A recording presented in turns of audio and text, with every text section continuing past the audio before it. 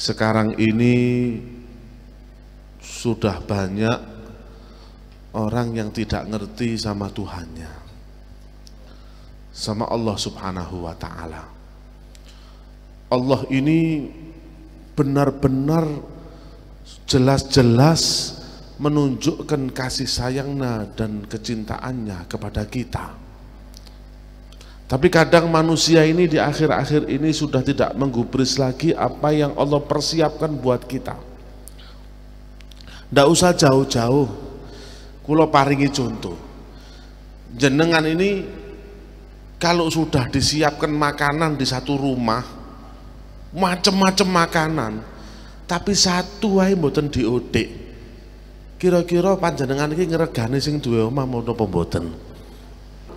Kalau kita sudah disiapkan sesuatu, kemudian sesuatu itu sudah tidak kita anggap, itu namanya orang tidak punya aturan. Padahal yang menyiapkan ini sudah penuh penghormatan, penuh kasih sayang, penuh kecintaan. Lah itu podo-podo menungsoni. Bagaimana kalau Tuhan yang menciptakan kita, Allah yang mempersiapkan untuk kita. Lihat rumah-rumah Allah di mana ada masjid-masjid, tapi sing sembayang kadang mek saksof. Padahal masjid-masjid itu tempat cucuran rahmat dari Allah Subhanahu wa Ta'ala. Majelis-majelis taklim di mana-mana, tapi berapa yang hadir? Yang lebih banyak hadir, yang lebih banyak mana? Yang hadir atau yang tidak hadir? Jelas yang tidak hadir. Di mana-mana sampean masih ndelok majelis sing jumlahnya 2.000, 3.000, 20.000, itu kalau dibandingkan di kota itu belum ada apa-apanya jumlahnya. Ya, kan jangan pernah tertipu dengan banyaknya majelis. Sampean yang hadir itu 20.000 misalnya. Majelis besar 20.000. Kita adakan di Malang. Lah 20.000 dibandingin orang Islam sak Malang itu berapa? Jadi tidak kenal sama yang ciptakan. Allah persiapkan semuanya untuk kita itu, ya Allah. Makanya kalau ditanyakan, kalau saya ada orang yang tanya, ya Habib, kenapa sih kok kita ini diciptakan makhluk yang berdosa?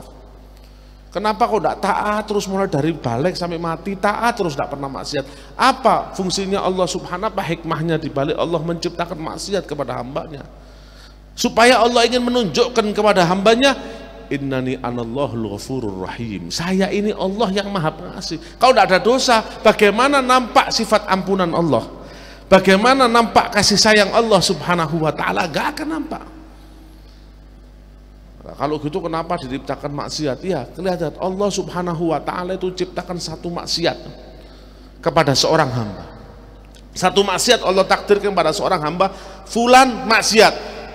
Satu kemaksiatan itu Allah persiapkan ribuan jalan supaya satu kemaksiatan itu diampuni oleh Allah Subhanahu wa Ta'ala. Sholat 5 waktu menghapus dosa, wudhu menghapus dosa, baca Quran menghapus dosa, istighfar menghapus dosa, sholawat menghapus dosa. Itu saya baru sebutkan berapa saja. Quran dari awal sampai akhir itu isinya banyak apa? Innal hasanat yudhibna sayyi'at, kata Allah. Perbuatan baik yang kita lakukan itu bisa menghapus dosa-dosa yang sebelumnya kita lakukan. Nabi bersabda apa? Wa adbi'is sayyi'ata al-hasanata tamhuha wa khaliqin nasa bi khuluqin hasan. Kalau engkau berbuat satu maksiat, maka ikutilah setelahnya dengan perbuatan yang baik. Maka perbuatan baik itu akan menghapus dosa yang sudah kita lakukan. Allah persiapkan ribuan jalan supaya kita ini menjadi orang yang bersih, selalu bersih dari dosa.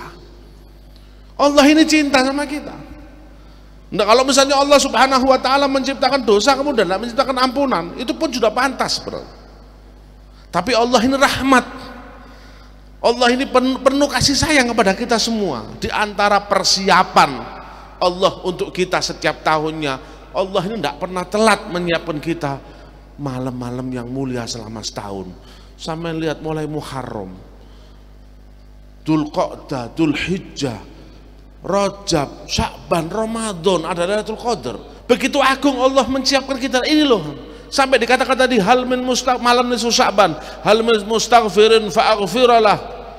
Subhanallah, siapa yang mau istighfar sini saya ampuni. Pada sedaya pada ngorok.